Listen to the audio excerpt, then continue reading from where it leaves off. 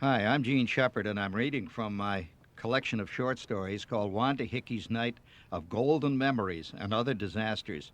It was published by Doubleday in the hardcover edition and by Dolphin Press, which is a subsidiary of Doubleday, in the softcover edition. And the story that I'm going to read is Wanda Hickey's Night of Golden Memories and Other Disasters.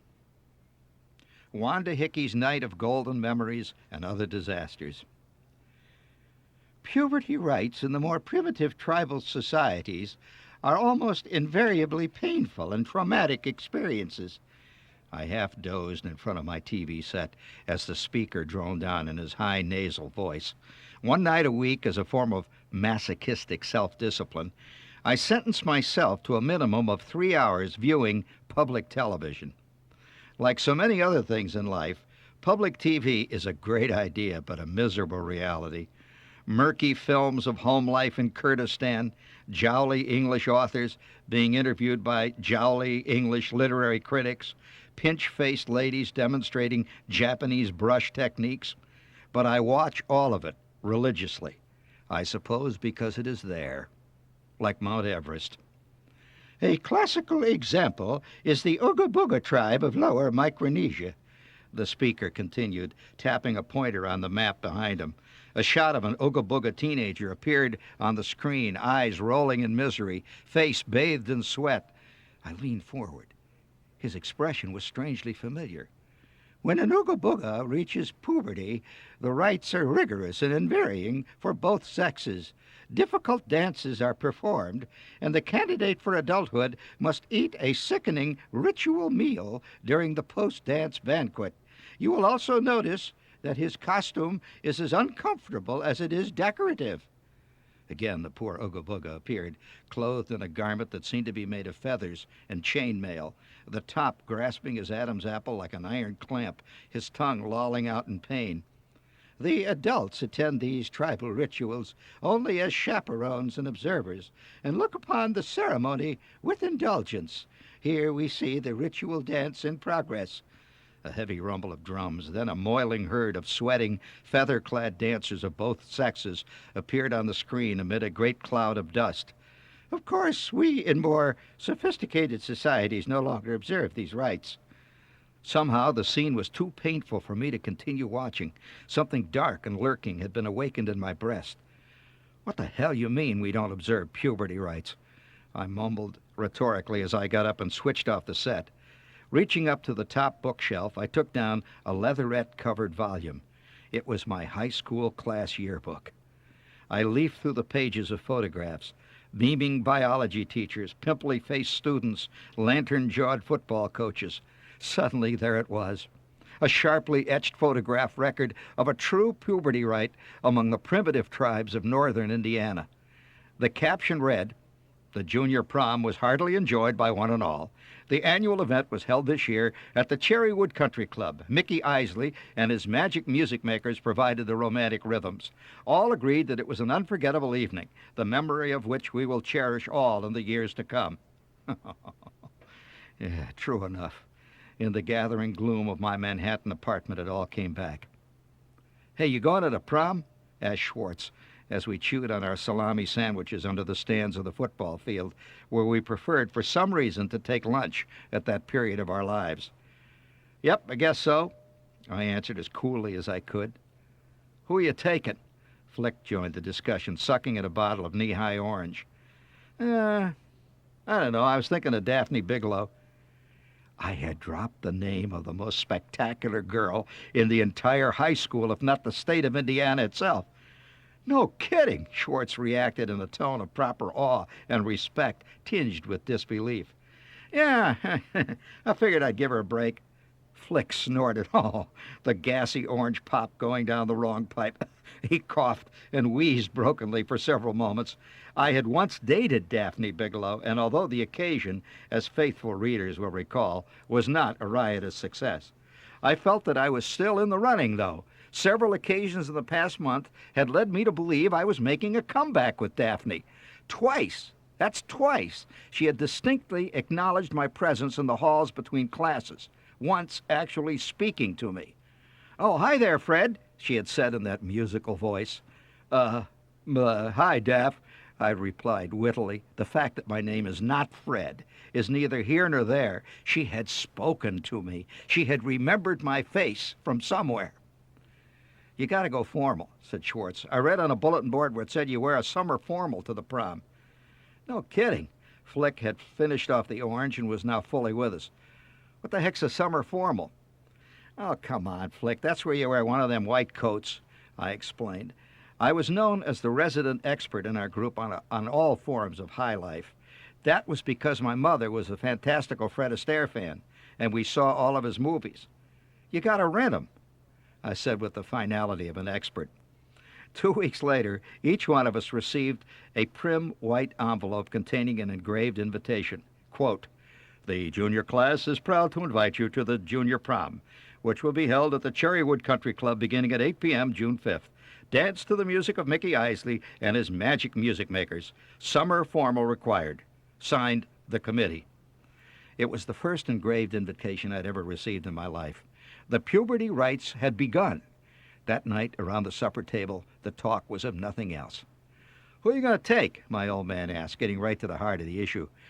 Who you were taking to the prom was considered a highly significant decision, possibly affecting your whole life, which in some tragic cases it did.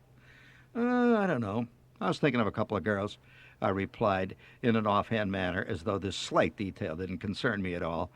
My kid brother, who was taking all this in with sardonic interest, sneered derisively and went back to shoveling in his red cabbage. He had not yet discovered girls. My mother paused while slicing the meatloaf. "Why not take that nice Wanda Hickey?" "Oh, come on, Ma. This is the prom. This is important. You don't take Wanda Hickey to the prom." Wanda Hickey was the only girl who I knew for an absolute fact liked me. Ever since we had been in third grade, Wanda had been hanging around the outskirts of my social circle. She laughed at my jokes, and once when we were 12, actually sent me a valentine.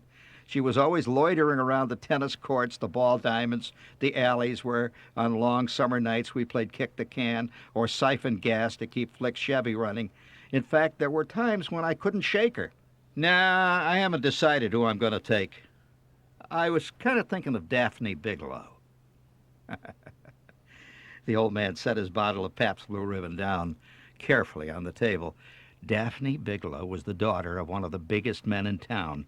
There was, in truth, a street named after her family. "Shee, you're a real glutton for punishment, ain't you?" The old man flicked a spot of foam off the table. He was referring to an unforgettable evening I had once spent with Daphne in my callow youth. "Oh, well, you might as well learn your lesson once and for all." He was in one of his philosophical moods. The White Sox had dropped 9 straight, and a losing streak like that usually brought out his fatalistic side. He leaned back in the chair, blew some smoke toward the ceiling, and went on. And listen to what he said. It would help many if they heard this. "Yep, too many guys settle for the first skirt that shows up and regret it for the rest of their lives." Shee. Ignoring the innuendo, my mother set the mashed potatoes down on the table and said, "Well, I think Wanda is a very nice girl, but then what I think doesn't matter." My mother had the practiced turn of phrase of the veteran martyr, whose role in life was to suffer as publicly as possible.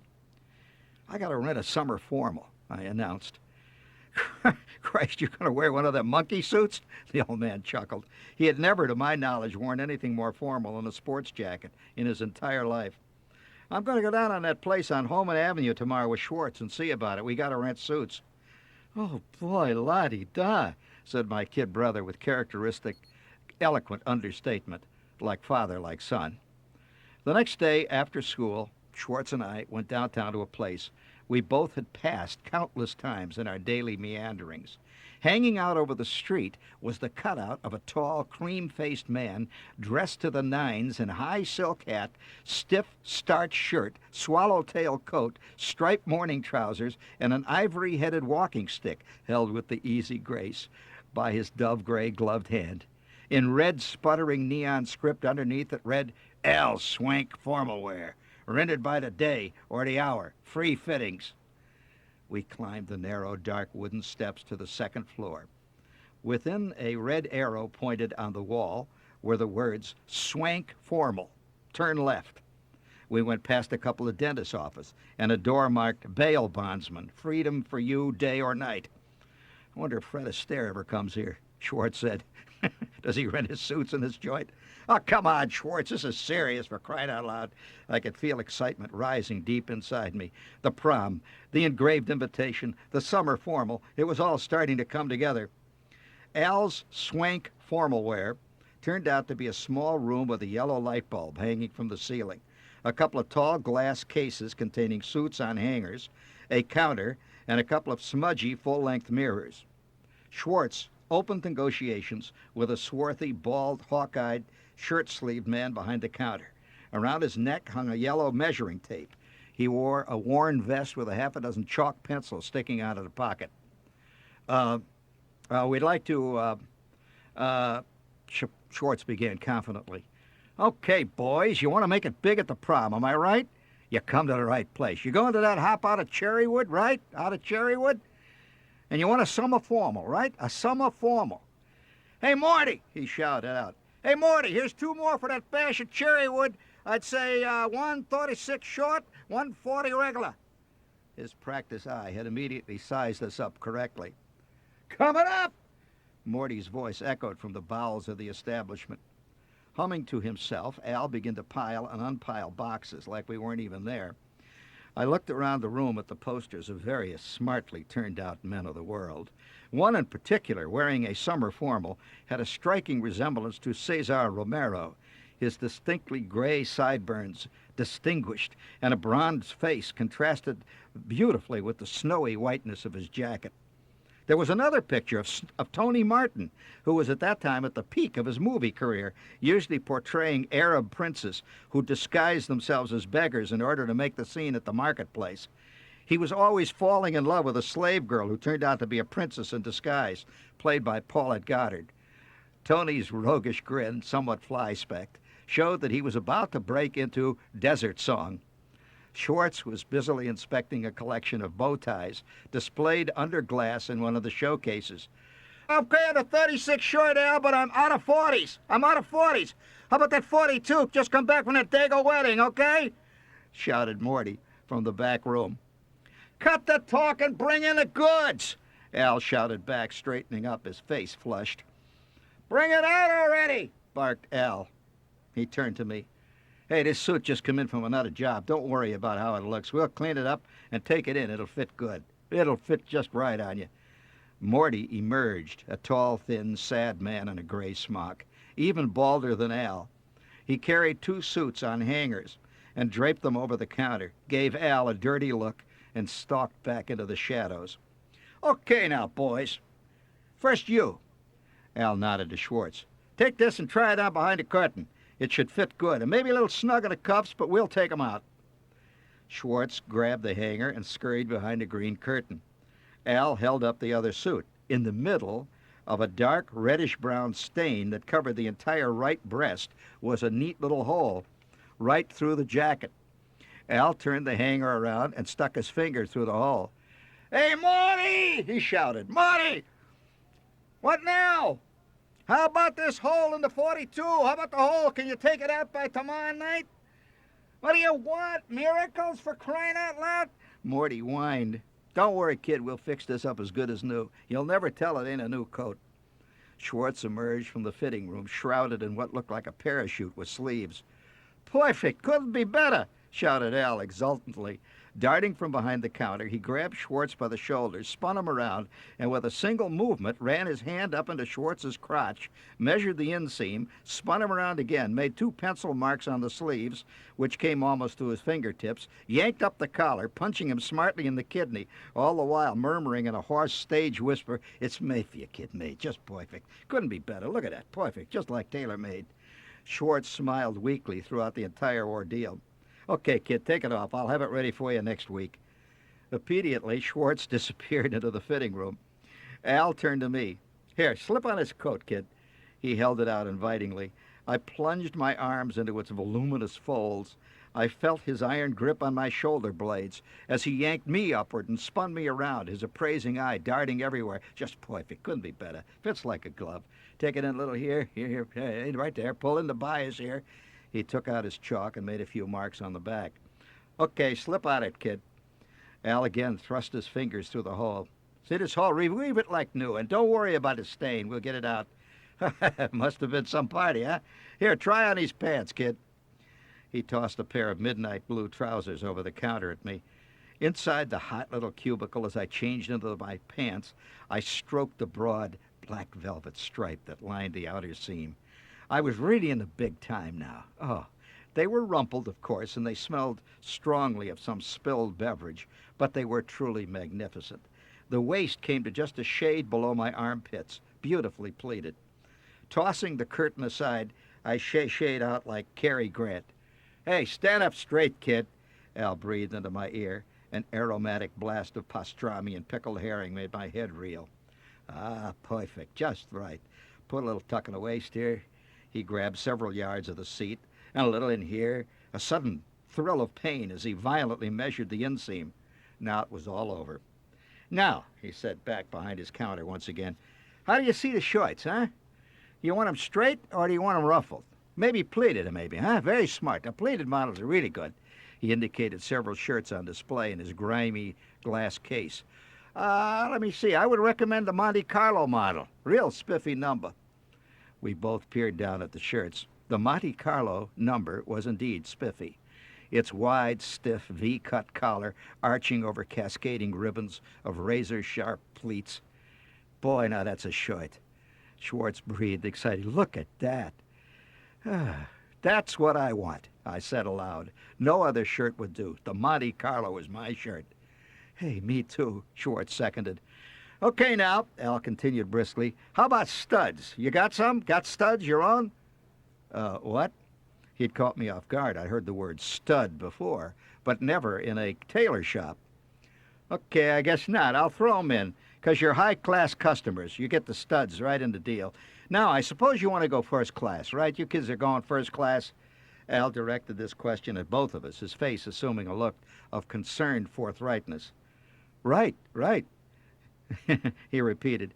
Yeah, Schwartz answered uncertainly for both of us. First class. I knew it from the minute you two guys walked in. Now I'm going to show you something that is exclusive. Now get this, kids. It's exclusive with Al's Swank formal wear. With an air of surreptitious mystery, he bent over, slid open a drawer, and placed atop the counter an object that unfocused my eyes with its sheer kaleidoscopic brilliance. No place in town can supply you with a genuine Hollywood paisley cummerbund. It's our trademark, kid. I stared at the magnificent band of glowing, scintillating fabric, already seeing myself a total smash on the dance floor. And it's only $1 extra. After all, how many times you go to the prom, huh? It's worth 5 times the price. And do you know what? Adolph Manchu wears this model in all his movies. Now, how about it, man? We both agreed, in unison. After all, you only live once. Of course, included for only $50 more is our formal bow-tie and matching boutonniere. I would suggest a maroon boutonniere. Sounds great. It's great, I answered. Isn't that everything? Asked Schwartz with some concern. Is that all? You gotta be kidding, Sonny. How do you expect to trip the light fantastic without a pair of black patent leather dancing pumps? Dancing what? Shoes, he explained irritably. And we throw it in the socks for nothing. You rent the shoes, you get the socks. How about that, huh? Well, fine. Fine, okay, that's it, boys. I'll have everything ready the day before the prom. You'll knock 'em dead. Wait till you see them shoes. As we left, another loud argument broke out between Morty and Al, their voices accompanying us down the long flight of narrow stairs and out into the street. Step by step in the ancient tradition, the tribal ritual was being acted out. The prom, which was now 2 weeks off, began to occupy our minds most of the waking day. The semester had just about played itself out. Our junior year was almost over. The trees and the flowers were in blossom. Great white clouds drifted across deep blue skies, and baseball practice was in full swing, but somehow this spring was different from the rest. The prom was something that we had heard about since our earliest days. A kind of golden aura hung over the word itself. Every couple of days, the PTA at school announced that the prom committee was meeting or requesting something. There was only one thing wrong. As each day ticked inexorably by toward that magic night at the Cherrywood Country Club, I still could not steel myself to actually seek out Daphne Bigelow and ask her the fatal question. Time and again, I spotted her in the halls, drifting by on gossamer wings, her radiant complexion casting a glow on all those around her, her brilliant smile lighting up the corners of 202 homeroom. But each time, I broke into a fevered sweat and chickened out at the last instant. The weekend before the prom was sheer torture. Schwartz, always efficient and methodical, had already made all of his plans. We sat on the back steps of my porch late Saturday afternoon, watching Lud Kissel next door struggle vainly to adjust the idling speed on his time-ravaged carburetor so that the family Nash didn't stall at 35 miles an hour. He had been drinking, of course, so it was quite a show. Have you ever watched a drunk adjust a carburetor? How you doing with Daphne Bigelow? Asked Schwartz sardonically, knowing full well the answer. How you doing, buddy? Oh, well, that I haven't had time to ask her, I lied. You want to get on a stick, said Schwartz. There's only a week left, buddy. You better do it. Well, who you got lined up? I asked, tossing a pebble at old Lud, who was now asleep under his running board. Clara May Mattingly, Schwartz replied in a steady, expressionless voice. I was surprised. Clara May was one of those shadowy, quiet girls who were rarely ever mentioned outside of honor rolls and stuff like that. She wore gold-rimmed glasses and still had pigtails. Yep, Schwartz added smugly, gratified by my reaction. Boy, she sure could spell, was all I could think to say that was good about her, other than the fact that she was female. Oh, yeah, sure can, Schwartz agreed. He, too, had been quite a great speller in our grade school days, and on more than one occasion, Clara May had demolished him with a brilliant display of virtuosity in a school-wide spell-down, a form of verbal Indian wrestling, now almost extinct, but which at one time was a Waterloo for many of us among the unlettered. Clara May had actually once gone to the state final and had lost out to a gangly farm girl from downstate who apparently had nothing else to do down there on the farm but read Webster's through the long winter nights. You gonna send her a corsage? I asked. Already ordered it at the Cupid Florist. Schwartz's self-satisfaction was overflowing. An orchid? Yep, cost $8. Holy God, $8! I was now truly impressed. That includes a gold pin for it. Our conversation trailed off as Lud Kissel rose heavily to his knees and crawled off down the driveway on all fours, heading for the Bluebird Tavern, which was closed on this day. Lud always got restless in the spring. A few hours later, after supper, I went out gloomily to water the lawn, a job that purportedly went towards earning my allowance, which had reached an all-time high that spring, $3 a week. Fireflies played about the cottonwoods in the hazy twilight. But I was troubled. 1 week to go, less now because you couldn't count the day of the prom itself.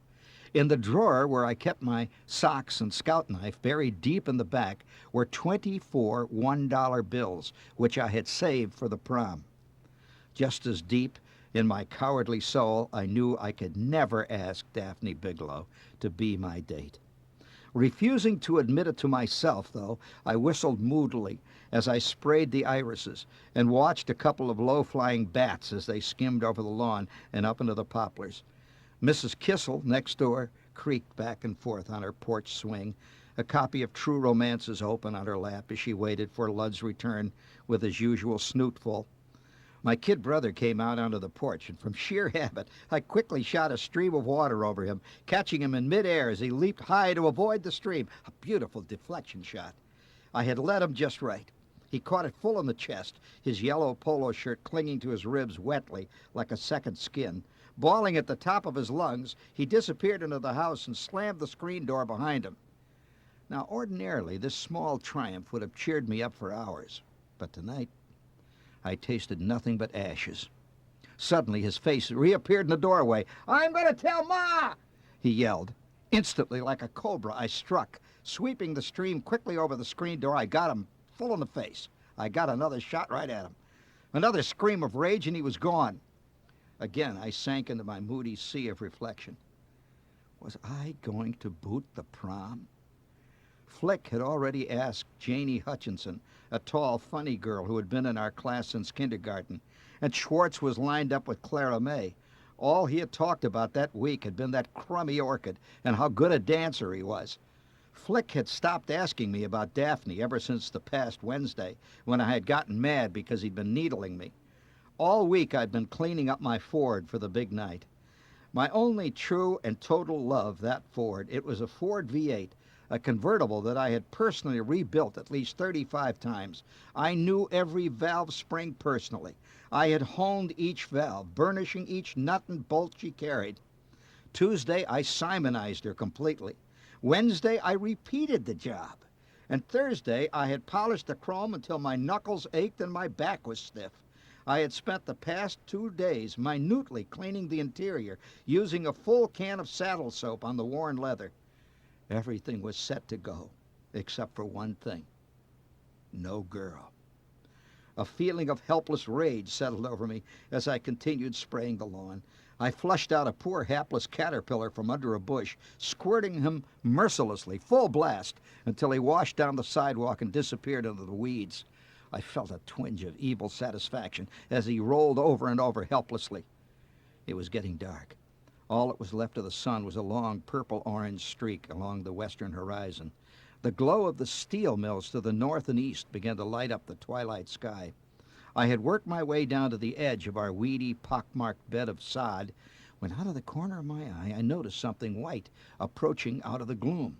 I sprinkled on, not knowing that another piece was being fitted into the intricate mosaic of adolescence.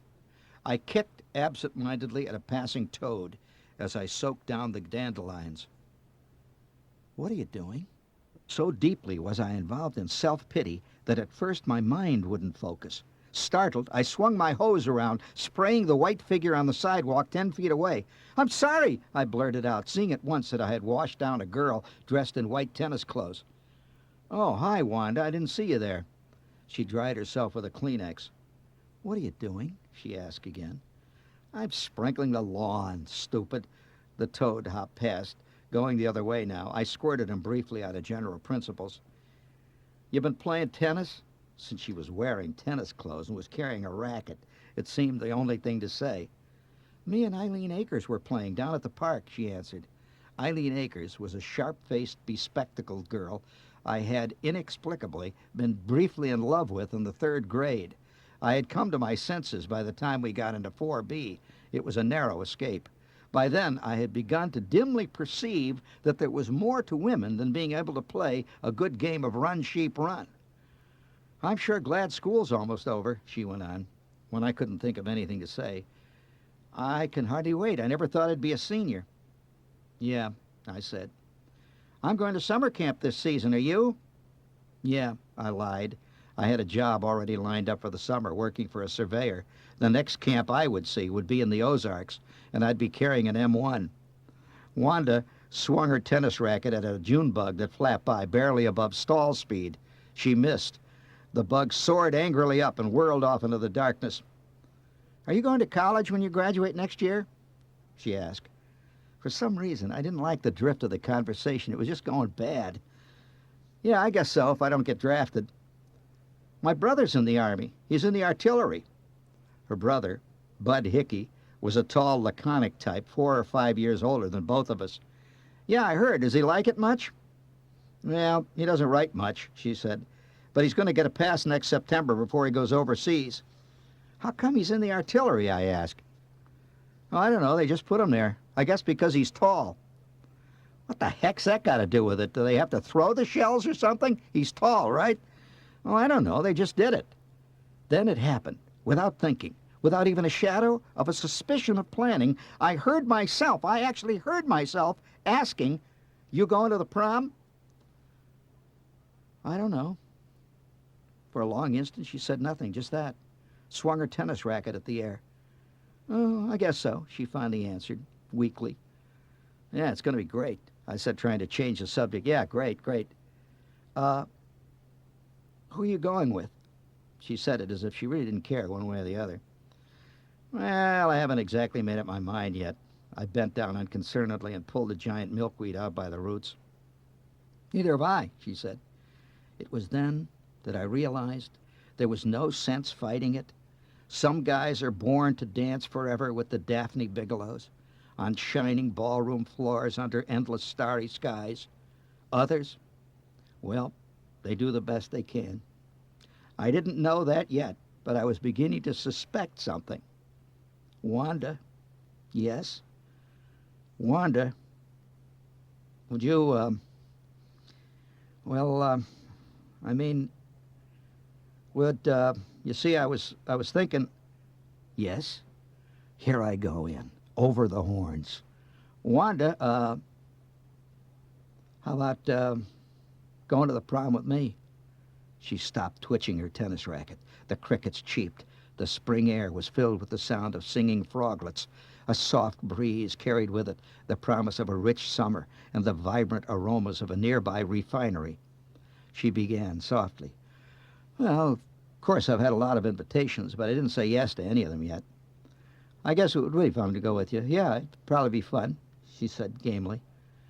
Yeah, well, naturally, I've had 4 or 5 girls who wanted to go with me, but I figured that, well, what the heck, they were mostly jerks anyway, and, I meant to ask you all along. Boing! The die was cast. There was no turning back. It was an ironclad rule. Once a girl was asked to the prom, only a total crumb would even consider ducking out of it. There had been 1 or 2 cases in the past, but the perpetrators had become social pariahs, driven from the tribe to fend for themselves in the unfriendly woods. Later that night, hunched over the kitchen table, still somewhat numbed by the unexpected turn of events, I chewed thoughtfully on a peanut butter and jelly sandwich, while my mother, hanging over the sink in her rump-sprung Chinese red chenille bathrobe, droned on monotonously. You're just gonna have to stop squirting Randy. Yeah, I answered, my mind light years away. You got his new Flash Gordon T-shirt all wet. Sorry, I said automatically. It was a phrase I used often in those days. Sorry. It shrunk, and now he can't wear it. Why not, I asked. It comes up to his chest now. Well, why can't he stretch it? You just stop squirting him, that's all. You hear me? You ruined that shirt. That's a silly T-shirt anyway, I said truculently. You heard what I said. No more squirting. That ended the conversation. Later in bed, I thought briefly of Daphne Bigelow, but was interrupted by a voice from the bed on the other side of the room. You rotten jerk, you squirted my T-shirt. Oh, shut up. You wait, I'm going to get you. I laughed raucously. My kid brother wailed in rage. Shut up, you two! Cut out the fighting, or I'll come up there and do some head knocking. The old man meant what he said, and we knew it. I promptly fell asleep. It had been a long and tumultuous day. I broke the news to Schwartz the next morning after biology. We were hurrying through the halls between classes on our way to our lockers, which were side by side on the 2nd floor. Hey, Schwartz, how about double dating for the prom? I asked. I knew he had no car, and I needed moral support anyway. Hey, great, I'll help you clean up the car. I've already Simonized her. She's all set. Are you going to send Daphne an orchid or what? Well, no, I said lamely, hoping he'd forget what he asked. What do you mean? You got to send a corsage. Well, I am going to send a corsage, stupid. I thought you said you weren't. I just couldn't shake him off. I never said I wasn't going to send a corsage. Are you nuts? You just said you weren't going to. I'm not going to send a corsage to Daphne Bigelow. You asked me if I was going to send a corsage to Daphne. I'm not. Boy, she's going to think you're a real cheapskate. It was getting ridiculous. Schwartz was being even more of a numbskull than usual. Schwartz, I have decided not to ask Daphne Bigelow to the prom. He looked directly at me, which caused him to slam into 2 strolling freshman girls. Their books slid across the floor where they were trampled underfoot by the thundering mob. Well, who are you taking? He asked, oblivious to their shrieks of dismay. Wanda Hickey. Wanda Hickey? Schwartz was completely thrown by this staggering bit of news. Wanda Hickey had never been what you would call a major star in our Milky Way. We walked on saying nothing until finally, as we opened our lockers, Schwartz said just one thing. Well, she sure is good at algebra. It was true. Wanda was an algebra shark in the same way that Clara May was a spelling nut. Maybe we both got what we deserved, me and Schwartz together. Later that day in the study hall, after I had polished off a history theme on some stupid thing like the Punic Wars, I got to thinking about Wanda. I could see her sitting over there on the other side of the room, a dusty sunbeam filtering through the window and lighting up her straw-colored hair. She was kind of cute. I'd never really noticed it before. Ever since second grade, Wanda had just been there, along with Eileen Akers, Helen Weathers, and all the other girls who, along with me and Schwartz and Flick and Josaway and the rest, had moved together step by step up the creaky ladder of education. And here I was, at long last, taking Wanda Hickey to the prom, the only junior prom I would ever attend in my life. As I chewed at the end of my fake marble wherever pen, I watched Wanda through half-closed eyes in the dusty sunbeam as she read The Lady of the Lake.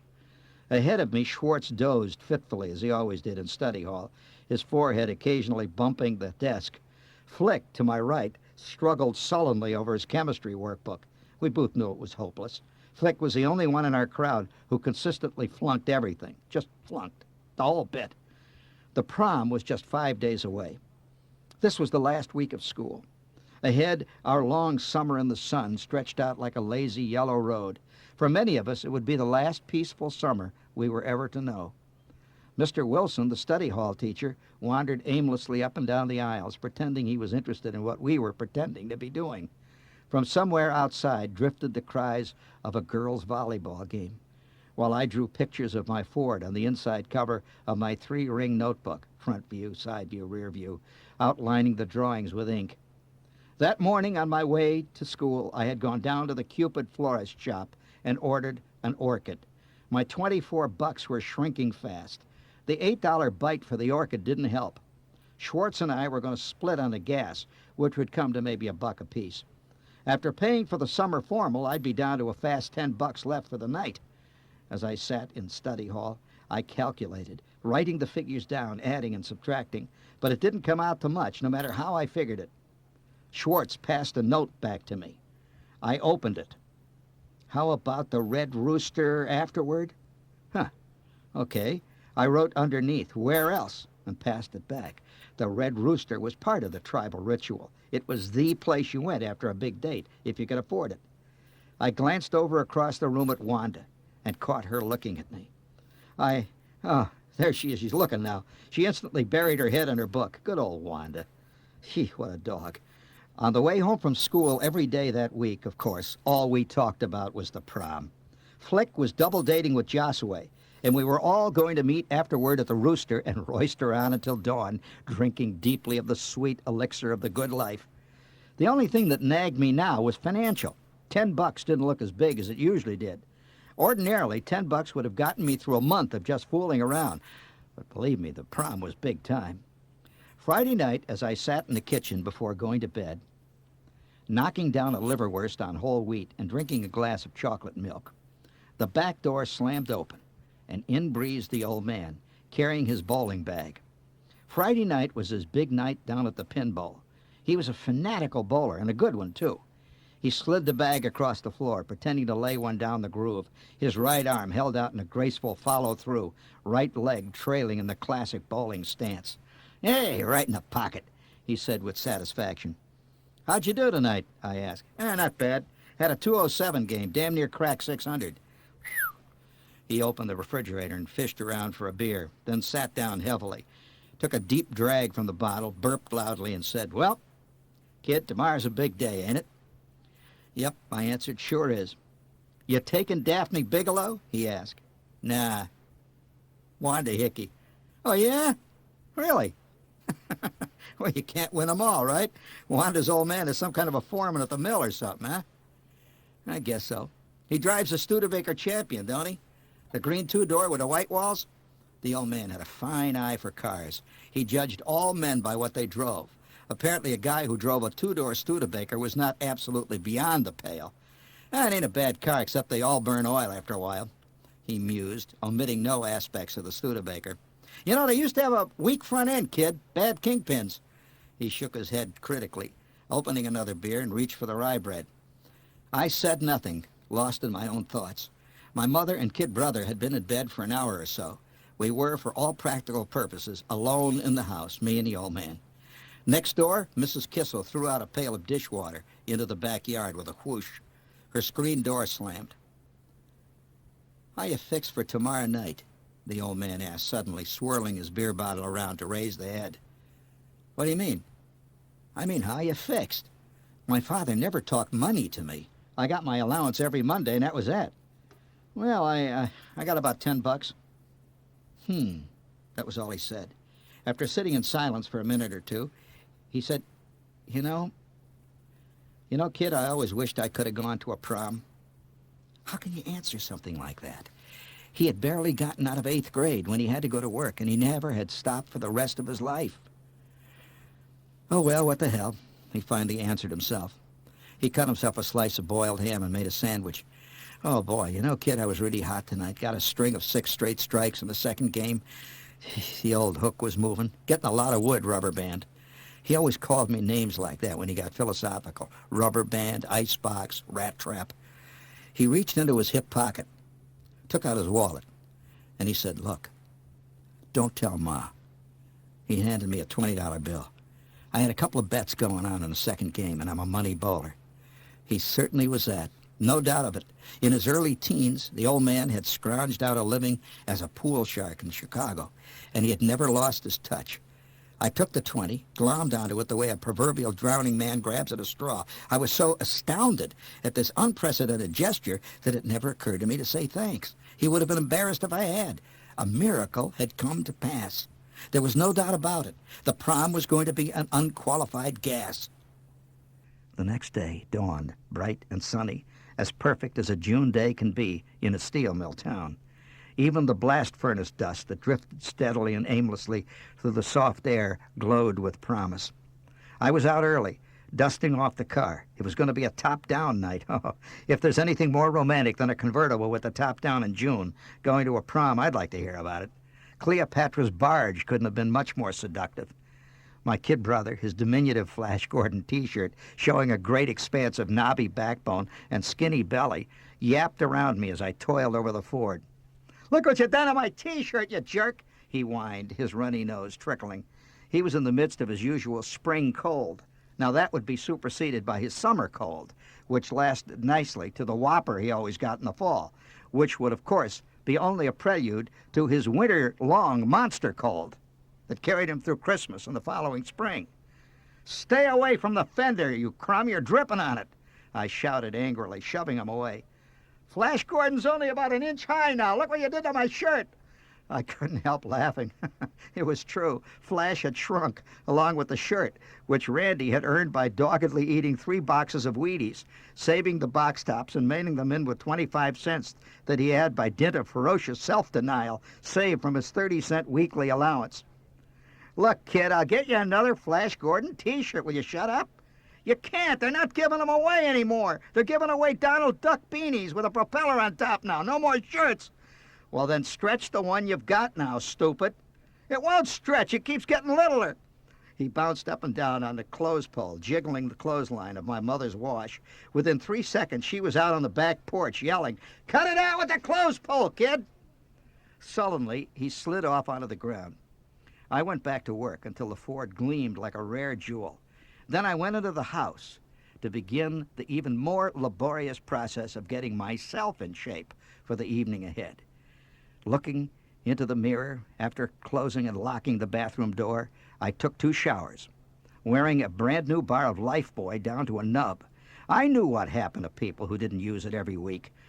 Little comic strips underneath Moon Mullins told endless tales, terrible tales, of disastrous proms due to dreaded B.O. It would not happen to me.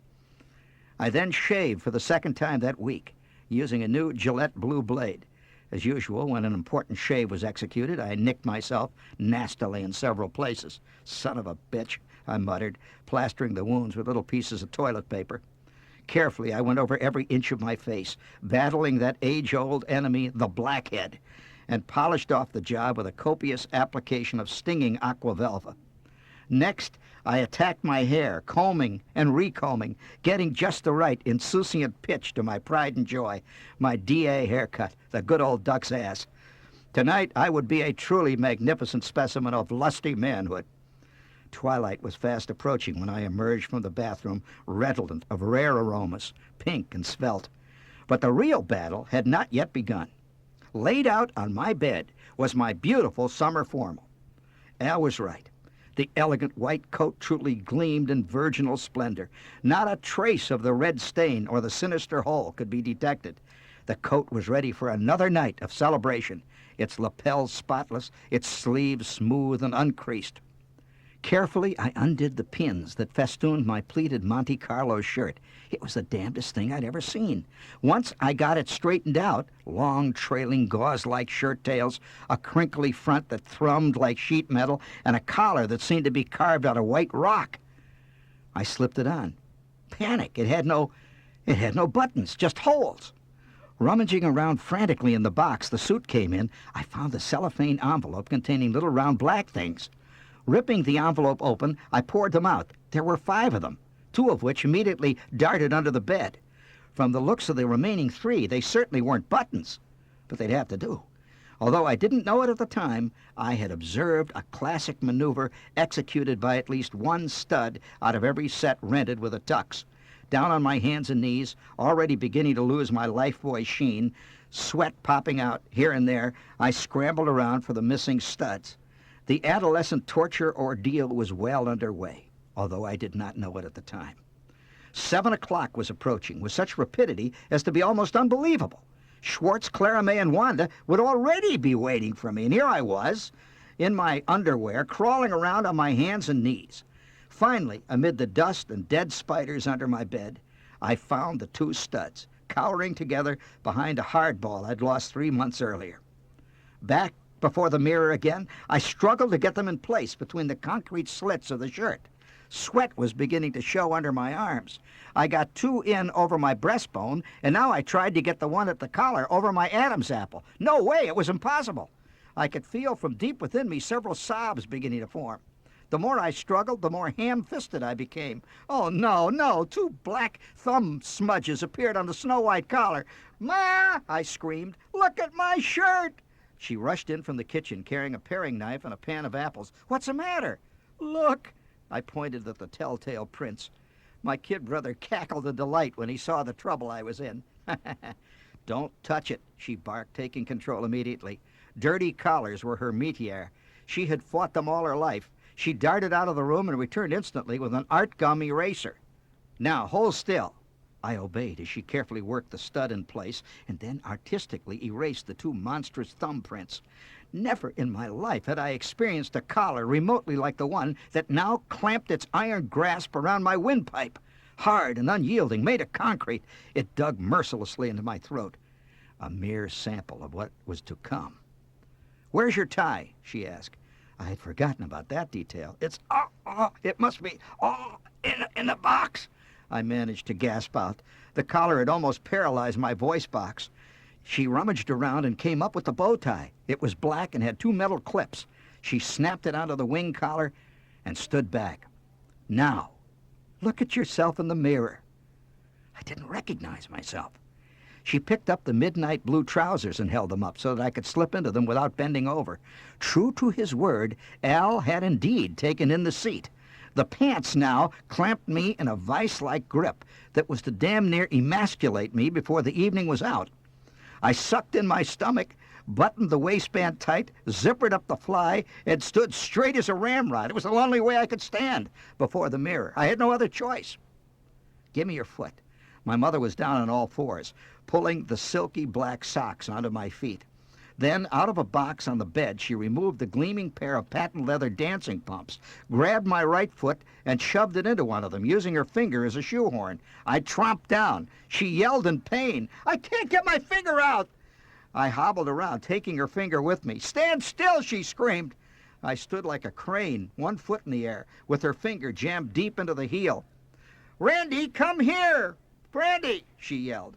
My kid brother, who was sulking under the daybed, ran into the room. "Pull his shoe off, Randy, now!" She was frantic. "What for?"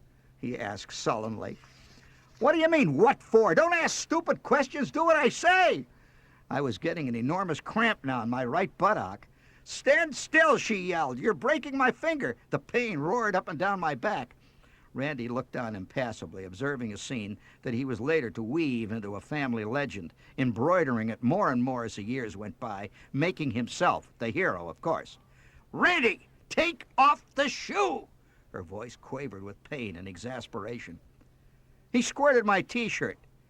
"If you don't take off his shoe this instant, you're going to regret it." This time her voice was low and menacing. We both knew the tone. It was the end of the line.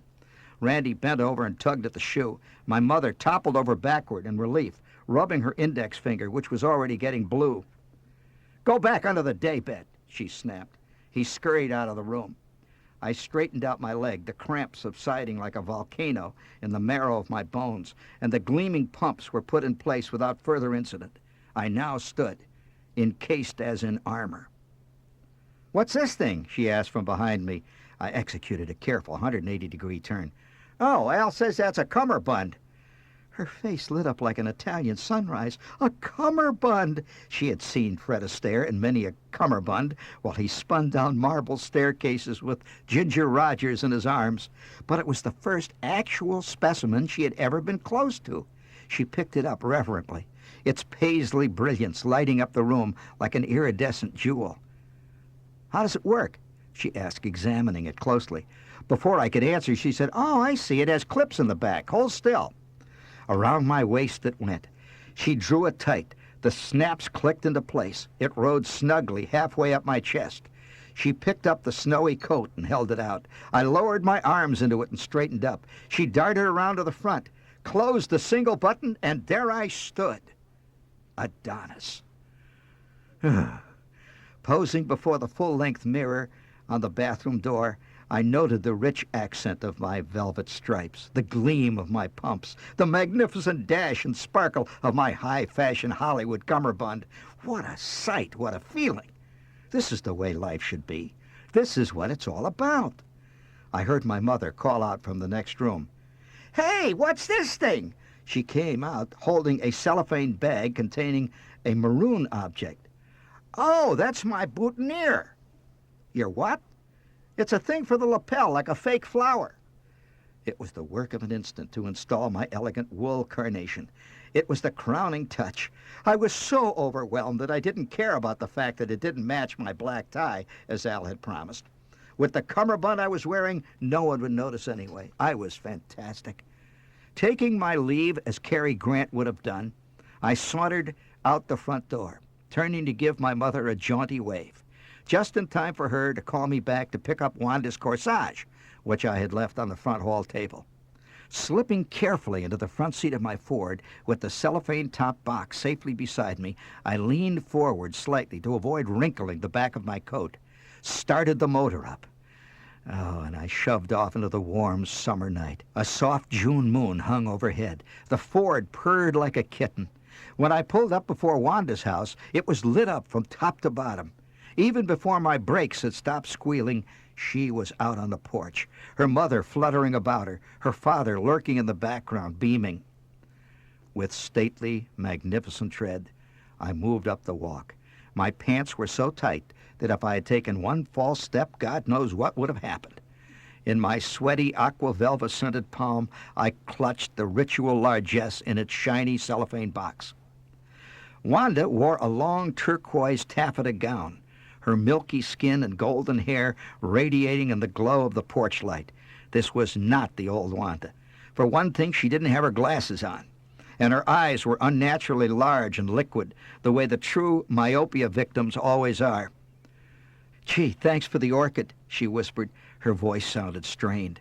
In accordance with the tribal custom, she, too, being mercilessly clamped by straps and girdles. Her mother, an almost exact copy of Wanda, only slightly puffy here and there, said, "You'll take care of her now, won't you?" "Now, Emily, don't start yapping," her old man muttered in the darkness. "They're not kids anymore." They stood in the door as we drove off through the soft night towards Schwartz's house, our conversation stilted, our excitement almost at the boiling point. Schwartz rushed out of his house, his white coat like a ghost in the darkness, his hair agleam with Brill cream, and surrounded by a palpable aura of Lifebuoy. 5 minutes later, Clara May piled into the back seat beside him. carefully holding up her daffodil yellow skirts, her long, slender neck arched. She, too, wasn't wearing her glasses. I'd never realized that a good speller could be pretty. Schwartz, a good half a head shorter, laughed nervously as we tooled on towards the Sherrywood Country Club. From all over town, other cars, polished and waxed, carried the rest of our junior class to their great trial by fire. The club nestled amid the rolling hills, where the Sinclair oil refinery aroma was only barely detectable. Parking the car in the lot, we threaded our way through the starched crowd, the girls' girdles creaking in unison, to the grand ballroom. Japanese lanterns danced in the breeze through the open doors of the garden, bathing the dance floor in a fairy tale glow. I found myself saying things like, "Why, hello there, Albert, how are you?" And, "Yes, I believe the weather is perfect indeed."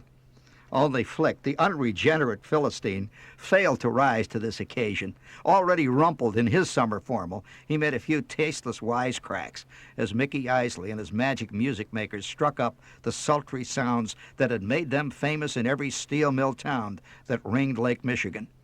Dark and sensuous, the dance floor engulfed us all. I felt tall and slim and beautiful, not realizing at the time that everybody feels that way wearing a white coat and rented pants. I could see myself standing on some mysterious balcony, a lonely, elegant figure, looking out over the lights of some exotic city, a scene of sophisticated gaiety behind me. There was a hushed moment when Mickey Isley stood in the baby spot, his wavy hair shining before a microphone shaped like a chromium bullet. "All right, boys and girls," the metallic ring of feedback framed his words in an echoing nimbus. "And now, something really romantic, a request. When the swallows come back to Capistrano, we're going to turn the lights down for this one." Oh, wow. The lights faded even lower. Only the Japanese lanterns glowed dimly, red, green, yellow, and blue, in the enchanted darkness. It was unquestionably the high point of my existence. Wanda and I began to maneuver around the floor. My sole experience in dancing had been gained from reading Arthur Murray ads and practicing with a pillow for a partner behind the locked door of the bathroom.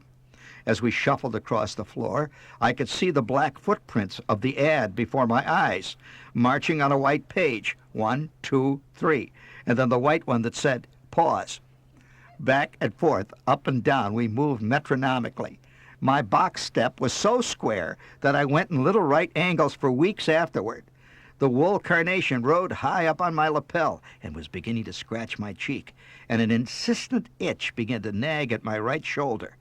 There was some kind of wire or horsehair or something in the shoulder pad that was beginning to bore its way into my flesh. By now, my dashing concrete collar, far from having wilted, had set into the consistency of carborundum, and its incessant abrasive action had removed a wide strip of skin encircling my neck. As for my voice, due to the manic strangulation of the collar, it was now little more than a hoarse croak. "When the swallows return to Capistrano," mooed the drummer, who doubled as the band's romantic vocalist. I began to notice Wanda's orchid leering up at me from her shoulder. It was the most repulsive flower I'd ever seen. It was at least 14 inches across. It looked like some kind of overgrown Venus flytrap waiting for the right moment to strike. Deep purple with an obscene yellow tongue that stuck straight out of it and greenish knobs at the end. It clashed audibly with her turquoise dress. It looked like it was breathing, and it clung to her shoulder as if with claws. As I glided back and forth in my graceful box step, my left shoulder began to develop an itch that helped take my mind off the insane itch in my right shoulder, which was beginning to feel like an army of hungry soldier ants on the march. The contortions I made to relieve the agony were camouflaged nicely by a short sneezing fit brought on by the orchid, which was exhaling directly in my face. It had some breath. So was Wanda. Wanda had a heady essence of Smith Brothers cough drops and sauerkraut. "When the deep purple falls over sleepy garden walls," warbled the vocalist out of tune into his microphone, which with he seemed to be dancing the tango. The loudspeakers rattled in three-quarter time as Wanda started to sweat through her taffeta. I felt it running down her back. She was sweating a river. My own back was already so wet you could read the label on my undershirt right through the dinner jacket. Back and forth we trudged doggedly across the crowded floor. Another Arthur Murray ad man, Schwartz, was doing exactly the same step with Clara May directly behind me. We were all in a 4-part dog lockstep. As I hit the lower left-hand footprint in my square, the one marked pause, he was hitting the upper right-hand corner of his square. Each time we did that, our elbows dug smartly into each other's ribs. The jungle fragrance of the orchid was getting riper by the minute, and the sweat, which had now saturated my jockey shorts, was pouring down my legs in rivulets. My soaked cummerbund turned 2 shades darker, so that she wouldn't notice. I pulled Wanda closer to me. Sighing, she hugged me back. Wanda was the vaguely chubby type of girl that was so popular at the time, like Judy Garland, by whom she was heavily influenced. She strongly resembled a kind of pink beach ball, but a kind of cute beach ball, soft and rubbery. I felt bumpy things under her taffeta gown with little hooks and knobs. Schwartz caught me a nasty shot in the rib cage just as I bent over to kiss her lightly on the bridge of her nose. It tasted salty. She looked up at me, her great liquid myopic eyes catching the reflection of the red and green lanterns overhead. During a brief intermission, Schwartz and I carried paper cups dripping syrupy punch back to the girls who had just spent some time in the ladies' room, struggling unsuccessfully to repair the damage to the first half. As we were sipping, a face from my dim past floated by from out of nowhere, haughty, alabaster, green-eyed, dangerous. "Hi, Daff," I muttered, spilling a little punch on my gleaming shoes, which had turned during the past hour into a pair of Iron Maidens. "Oh, Howard," she spoke in the breathy, sexy way that such girls always have at proms. "I'd like you to meet Budge Cameron. He's at Princeton." Oh, a languid figure, probably born in a summer formal, loomed overhead. "Budge, this is Howard." "Hiya, fella." It was the first time I'd heard the tight, nasal, swinging jaw accent of the true Princetonian. "Hi, Howard." This was not going to be the last. And they were gone. Funny, I couldn't even remember actually dating her, I reflected as the lights dimmed once again. Me and Wanda swung back into action. They opened into Sleepy Lagoon. 1, 2, 3, pause. 1, 2, 3, pause. It was certain now. I knew it. I had broken out in a raging rash. I felt it spreading like lava across my shoulder blades under the sweat. The horsehair, meanwhile, from the shoulder pad, had penetrated my chest cavity and was working its way toward a vital organ. Trying manfully to ignore it, I stared fixedly at the tiny turquoise ribbon that held Wanda's golden ponytail in place. With troubles of her own, she looked with an equally level gaze at my maroon wool carnation, which by this time had wilted into a clump of lint. All of a sudden it was over. The band played "Good Night, Sweetheart," and we were out into a driving rain. A driving rain. A violent cloudburst had begun just as we reached the door. My poor little car, the pride and joy of my life, was outside in the lot with the top down. None of us, of course, had an umbrella. We stood under the canopy as the roaring thunderstorm raged on. It wasn't going to stop. "You guys stay here. I'll get the car," I said finally. After all, I was in charge. It was my car. Plunging into the downpour, I sloshed through the puddles and finally reached the ford. She must have had at least a foot of water in her already. Hair streaming down over my eyes, soaked to the skin and muddied to the knees. I bailed it out with a coffee can from the trunk, slid behind the wheel, and pressed the automatic top lever. Smooth as silk, it began to lift, and stuck halfway up. As the rain poured down in sheets and the lightning flashed, I pounded on the relays. Furiously, lightning flashed. I switched the lever off and on. More thunder. I could see the country club dimly through the downpour. Finally, the top groaned and flapped into place and made some bad sounds as it did so. I threw down the snaps, rolled up the windows, and turned on the ignition. The battery was dead. Oh, my God, the strain of hoisting that goddamn top had drained it dry. I yelled out the window at a passing car. It was Flick in his Chevy. "Give me a push, Flick! The goddamn battery's dead!" This had never, to my knowledge, happened to Fred Astaire. And if it rained on Gene Kelly, he just sang. Flick expertly swung his Chevy around and slammed into my trunk as I eased into gear. When she started to roll, the Ford shuddered and caught. Oh, thank God. Flick backed up and was gone, hollering out the window, "See you at the Rooster!" Wanda, Schwartz, and Clara May piled into the damp, soggy seats, and we took off. Do you know what happens to a maroon wool carnation on a white serge lapel in a heavy June downpour in the Midwest, where it rains not water, but carbolic acid from the steel mill fallout? Huh? Well, I had a dark, wide, spreading maroon stripe that went all the way down to the bottom of my white coat. My French cuffs were covered with grease from fighting the top, and I had cracked a thumbnail, which was beginning to throb. Undaunted, we slogged intrepidly through the rain towards the Red Rooster. Wedged against my side, Wanda looked up at me, oblivious to the elements, with luminous love eyes. She was truly an incurable romantic. Schwartz wisecracked in the back seat, and Clara giggled from time to time. The savage tribal right was nearing its final and most vicious phase. We arrived at the Red Rooster, already crowded with other candidates for adulthood. A giant red neon rooster with a blue neon tail flicked up and down in the rain set the tone for this glamorous establishment. An aura of undefined sin was always connected with the name Red Rooster.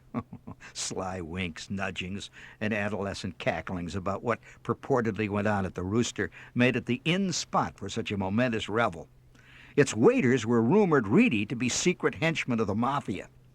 But the only thing that we really knew for sure about the Rooster was that anybody on the far side of 7 years old could buy any known drink without question. This is what made it the real spot for us. The decor ran heavily to red-checkered oilcloth table covers, plastic violets, and the musical background was provided by a legendary jukebox that stood a full 7 feet high, featuring red and blue cascading waterfalls that gushed endlessly through its voluptuous facade. In full 200-watt operation, it could be felt, if not clearly heard, as far as Gary and as far south as Kankakee, a triumph of American aesthetics. Surging with anticipation, I guided Wanda through the uproarious throng of my peers. Schwartz and Clara May trailed behind, exchanging ribald remarks with the gang. We occupied the only remaining table. Immediately, a beady-eyed waiter, hair glistening with Vaseline hair oil, sidled over and hovered like a vulture, quickly distributing the famous Red Rooster a la carte deluxe menu. He stood back, smirking, and waited for us to impress our dates. "Can I bring you anything to drink, gentlemen?" he said, heavily accenting the gentleman. My first impulse was to order my favorite drink of the period, a bottled concoction called KO, the Wonder Drink. But remembering that better things were expected of me on this prom night, I said in my deepest voice, make mine, bourbon. Schwartz grunted in admiration. Wanda ogled me with great swimming, lovesick eyes. Bourbon was the only drink I'd actually heard of. My old man ordered it often down at the Bluebird. I had always wondered what it tasted like. I was soon to find out. "How will you have it, sir?" "Well, in a glass, I guess." I had failed to grasp the subtlety of his question, but the waiter snorted in appreciation of what he thought was my humorous sally. "Rocks," he continued. Rocks? I had heard about getting your rocks, but never in a restaurant. "Oh, well, what the hell?" "Sure," I said. "Why not? Rocks." All around me, the merry-making throng was swinging into high gear. Carried away by it all, I added a phrase that I heard my old man use often. "And, waiter, make it a triple." I had some vague idea that this was a brand or something. "A triple? Yes, sir, a triple?" His eyes snapped wide in respect, I gathered. He knew now that he was in the presence of a serious drinker. The waiter turned his gaze in Schwartz's direction. "And you, sir?" Make it the same." Schwartz had never been a leader. The die was cast. Pink ladies, at the waiter's suggestion, was ordered for the girls, and we then proceeded to scan the immense menu with feigned disinterest.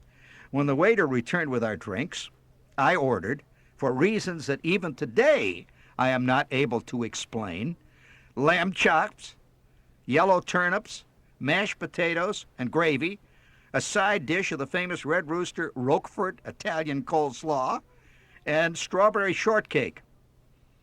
The others wisely decided to stick with their drinks. Munching breadsticks, Wanda, Schwartz, Claire, and I engaged in sophisticated post-prom repartee. Moment by moment, I felt my strength and maturity, my dashing bonhomie, my clean-cut handsomeness enveloping my friends in its benevolent warmth. Schwartz, too, seemed to scintillate as never before. Clara giggled, and Wanda sighed, overcome by the romance of it all. Even when Flick, seated 3 tables away, clipped Schwartz behind the left ear with a poppy seed roll, our urbanity remained unruffled. We ignored him totally. Before me reposed a sparkling tumbler of beautiful amber liquid. Ice cubes bobbed merrily on its surface, a plastic swizzle stick sporting an enormous Red Rooster sticking out at a jaunty angle. Schwartz was similarly equipped, and the fluffy pink ladies looked lovely in the reflected light of the pulsating jukebox. Now, I had seen my old man deal with just this sort of situation. Raising my beaded glass, I looked around at my companions and said suavely, "Well, here's mud in your eye." Clara giggled, sighed dreamily. Now totally in love with this man of the world, Wanda joined in. She sat just across from the table on this, our finest night. "Yep," Schwartz parried wittily, hoisting his glass high and slopping a little bourbon on his pants as he did so. Swiftly, I brought the bourbon to my lips, intending to down it in a single devil-may-care draft, the way Gary Cooper used to do it at the Silver Dollar Saloon. I did, and Schwartz followed suit. Down it went, a screaming 90-proof rocket, searing savagely down my gullet. For an instant, I sat stunned, unable to comprehend what had happened. Eyes watering copiously, I had a brief urge to sneeze, but my throat seemed to be paralyzed. Wanda and Clara May swam before my misted vision, and Schwartz seemed to have disappeared under the table. He popped back up again, face beet red, eyes bugging, jaw slack, tongue lolling. "Oh, isn't this romantic? Isn't this the most wonderful night in all our lives? I will forever treasure the memories of this wonderful night." From far off, echoing as from some deep subterranean tunnel, I heard Wanda speaking these words. Deep down in the pit of my stomach, I felt crackling flames licking at my innards. I struggled to reply, to maintain my elan, my fabled savoir-faire. I couldn't talk. Something paralyzed. Yeah, I finally managed with superhuman effort. Wanda swam hazily into focus. She was gazing across the table at me with large, liquid, adoring eyes. "Another, gentlemen? Another?" The waiter was back, still smirking. Schwartz nodded dumbly. I just sat there, afraid to move. An instant later, 2 more triple bourbons materialized in front of us. They looked even bigger than the first. Clara raised her pink lady high and said reverently, "Let's all of us drink to the happiest night of our lives." There was no turning back. Another screamer rocketed down the hatch. For an instant, it seemed as though this one wasn't going to be as lethal as the one in the first shot, but the room suddenly tilted sideways. I felt torrents of sweat pouring down my forehead. Clinging to the edge of the table, I watched as Schwartz gagged across from me. Flick, I noticed, had just chug-a-lugged his 3rd rum and coke and was eating a cheeseburger with the works. The conflagration deep inside me was now heavily out of control. Clearly, my feet were smoking. My diaphragm heaved convulsively, juggling my cummerbund, and Schwartz began to shrink, his face alternately between purple red and chalk white, his eyes black holes staring fixedly at the ketchup bottle. He seemed to be talking to it. He sat stock still. Wanda, meanwhile, cooed on ecstatically, but I was beyond understanding what she was saying. Faster and faster, in ever-widening circles, the room, this jukebox, the crowd, swirled dizzily about me. In all the excitement of preparation for the prom, I realized that I hadn't eaten a single thing all day. Out of the maelstrom, a plate mysteriously appeared before me.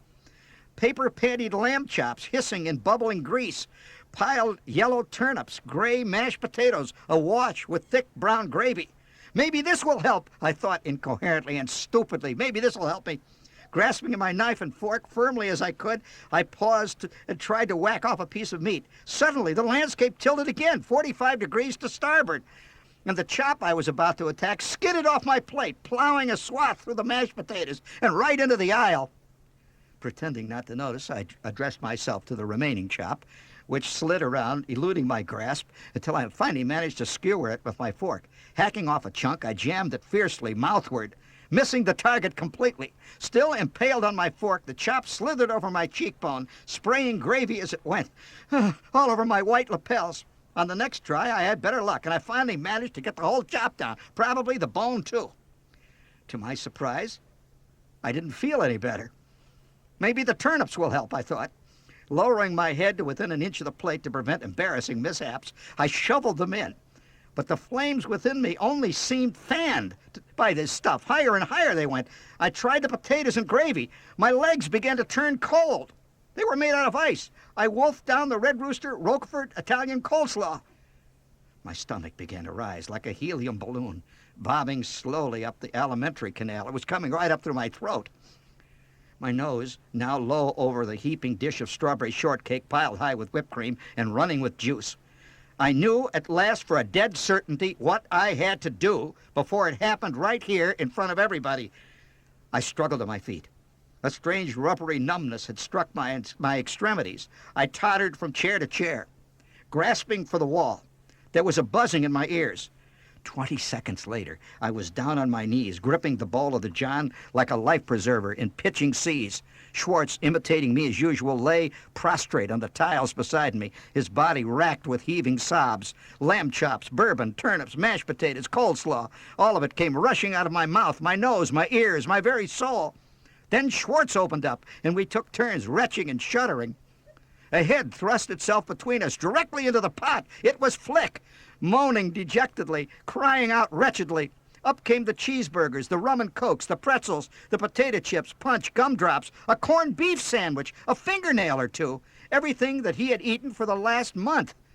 For long minutes, the three of us lay there, limp and quivering, smelling to high heaven, too weak to get up. It was the absolute high point of the junior prom. The rest was anticlimax. Finally, we returned to the table, ashen-faced and shaking. Schwartz, his coat stained and rumpled, sat zombie-like across from me. The girls didn't say much. Pink ladies just aren't bourbon. But our little group played the scene out bravely to the end. My dinner jacket was now even more redolent and disreputable than when I'd first seen it in the hangar at Al's. It was worse than when I'd first seen it. And my bow tie, which had hung for a while by one clip, somehow had disappeared down the John completely, perhaps flushed into eternity with all the rest. But as time wore on, my bearing, my hearing, my eyesight began slowly to return. My legs began to lose their rubberiness, and the room slowly resumed its even keel, at least even enough to consider getting up and leaving. The waiter seemed to know. He returned as if on cue, bearing a slip of paper. "Oh, the damages, gentlemen, the damages." Taking the old man's 20 out of my wallet, I handed it to him with as much of a flourish as I could muster. There wouldn't have been any point to looking over the check. I wouldn't have been able to read it anyway. In one last attempt to recoup my cosmopolitan image, I said offhandedly, "Keep the change." Wanda beamed in unconcealed ecstasy. The drive home in the damp car was not quite the same as the one that had begun the evening so many weeks earlier. Our rapidly fermenting coats made the enclosed air rich and gamey, and Schwartz, who had stopped belching, sat with head pulled low between his shoulder blades, staring straight ahead fixedly. Women always survive. Only the girls preserve the joyousness of the occasion. In a daze, I dropped off Schwartz and Clara May and drove in silence towards Wanda's home, the faint light of dawn beginning to show in the east. We stood on her porch for the last ritual encounter. A chill dawn wind rustled the lilac bushes. "Oh, this was the most wonderful, wonderful night of my whole life. I always dreamed the prom would be like this," breathed Wanda, gazing passionately up into my watering eyes. "Yeah, me too," was all I could manage. I knew what was expected of me now. Her eyes closed dreamily, swaying slightly. I leaned forward, and the faint odor of sauerkraut from her parted lips coiled slowly up my nostrils. This was not in the script. I knew I'd better get off that porch fast, or else. Backpedaling desperately down the stairs, I blurted, "Bye, bye," and fighting down my rising gorge, clamped my mouth tight, leaped into the Ford, burned rubber, and tore off into the dawn. 2 blocks away, I squealed to a stop alongside a vacant lot containing only a huge Sherman-Williams paint sign. "We cover the world," it aptly read. In the blessed darkness behind the sign, concealed from prying eyes, I completed the final rite of the ceremony. The sun was just rising as I swung the car up the driveway and eased myself quietly into the kitchen. The old man who was going fishing that morning with Zudok sat at the enameled table sipping black coffee. He looked up as I came in. He was in no mood for idle chatter. "You look like you had a hell of a prom, kid," was all he said. I sure did. The yellow light glared harshly on my muddy pants, my maroon-streaked, vomit-stained white coat, my cracked fingernail, my greasy shirt. I'd lost a shoe somewhere. "You want anything to eat?" he said sardonically. "How about something to eat, kid?" At the word eat, my stomach heaved convulsively. I shook my head numbly. "That's what I thought," he said. "Well, get some sleep. You'll feel better in a couple of days when your head stops banging. I've been there, kid." He went back to reading his paper. I staggered into my bedroom, dropping bits of clothing as I went. My soggy Hollywood paisley cummerbund, the veteran of another gala night, was flung beneath the dresser as I toppled into bed. My brother muttered in his sleep across the room. He was still a kid, but his time would come.